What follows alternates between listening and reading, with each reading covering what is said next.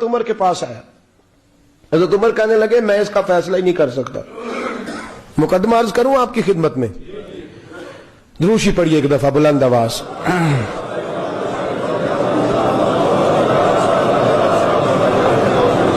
حضرت عمر فاروق رضی اللہ تعالیٰ عنہ کا زمانہ ہے تو کیس آیا. ایک شخص نے 4 ایکڑ زمین بیچی, دوسرے نے خریدی. جس نے بیچی وہ کسان نہیں تھا, کوئی اور کام کرتا تھا. اس نے کہا میرے پاس فارغ ہے, میں تو کاشتکاری نہیں کرتا, تو ایک کسان نے خرید لی. توجہ ہے میری بات پر؟ وہ کسان ہل چلا رہا تھا, پہلے دن ہل چلایا تو اس کھیت کے اندر سے خزانہ نکل آیا. کھیت سے خزانہ کس کا ہے یہ جی؟ بھائی جی سڑک لنگ جائے نا وہ آتا ہے ہوں میں دیڑی نہیں, تسی بیانہ واپس لو.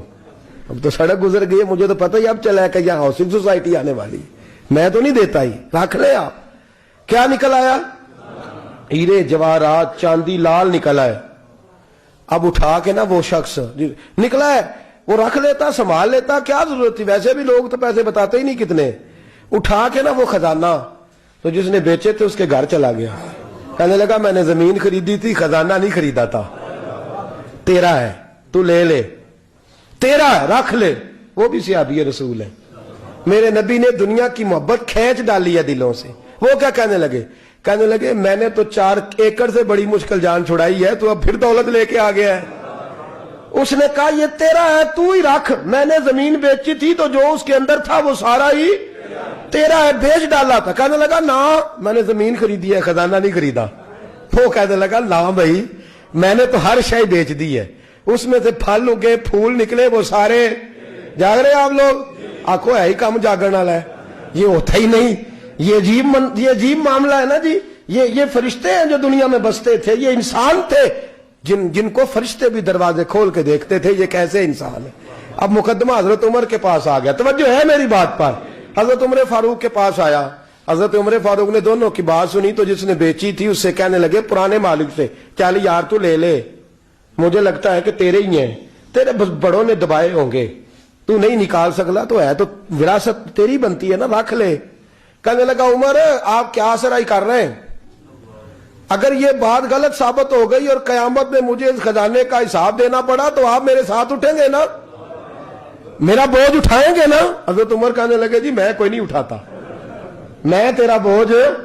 اب وہ جس کو بیچا تھا حضرت عمر کہنے لگے بھائی اس نے تو تجھے دے دیا تھا, اب تیرا ہے تو رکھ لے. کہنے لگا عمر آپ قیاس کر رہے ہیں, آپ قیاس کر رہے ہیں, اگر قیامت والے دن میں پھنس گیا تو میں آپ کا نام لے لوں اللہ کی بارگاہ میں؟ حضرت فاروق اعظم نے نا سر پکڑ لیا, فرمایا میں فیصلہ ہی نہیں کرتا, تم حضرت ابی بن کعب کے پاس جاؤ رضی اللہ ہو. حضرت ابی بن کعب کے پاس آئے اور آ کے ان دونوں نے کہا حضرت جی ہمارا ایک کیس الجھ گیا ہے. فرمایا وہ کیا؟ صحابہ وہ صحابہ تھے جن کی ہر صبح عید ہوتی تھی, خدا کا قرب حاصل تھا, نبی کی دید ہوتی تھی. حضرت ہمارا کیس الجھ گیا, حضرت عمر سے فیصلہ نہیں ہوا, آپ مہربانی. فرمانے لگے وہ کون سا کیس ہے جو عمر فاروق سے فیصلہ نہیں ہوا؟ وہ کون سا کیس ہے؟ کہ حضرت جی یہ معاملہ ہے. توجہ ہے میری بات پر؟ یہ والا معاملہ ہے کہ اس نے بیچی ہے جگہ, میں نے خریدی ہے, اب خزانہ نکل آیا, میں کہتا ہوں تیرا ہے, یہ کہتا ہے نہیں تیرا, میرا میری نہیں. جی یہ کون سا دور ہے؟ بولے نا, وہ کون سا دور تھا؟ خیر الناس من ینفع الناس, لوگوں میں بہتر وہ جو لوگوں کے لیے نفع بخش. یہ کہتا ہے خزانہ تیرا ہے, میں کہتا ہوں نہیں, تو کون سا دور ہو گیا؟ تیرا تیری کا. حضرت سیدنا ابی بن کعب رضی اللہ تعالیٰ عنہ نے سر جھکا لیا, کہنے لگے میں فیصلہ کیا کروں, میں بہت بڑا قاضی ہوں پر یہاں میں بھی الجھ گیا ہوں. اب فیصلہ سنو, خوبصورت فیصلہ. حضرت ابی بن کعب اس سے پوچھتے ہیں بیچنے والے سے تیرے بچے کتنے؟ کہنے لگا جوان بیٹا ہے. خریدنے والے سے کہتے ہیں تیرے کتنے بچے ہیں؟ اس نے کہا جوان بیٹی ہے.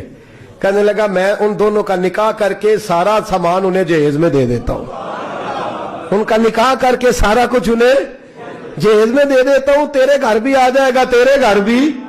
یہ فیصلہ سیدنا ابی بن کعب رضی اللہ تعالیٰ عنہ نے دیا. لوگ رو رہے تھے, کہہ رہے تھے کیا بات ہے اس فیصلے کی.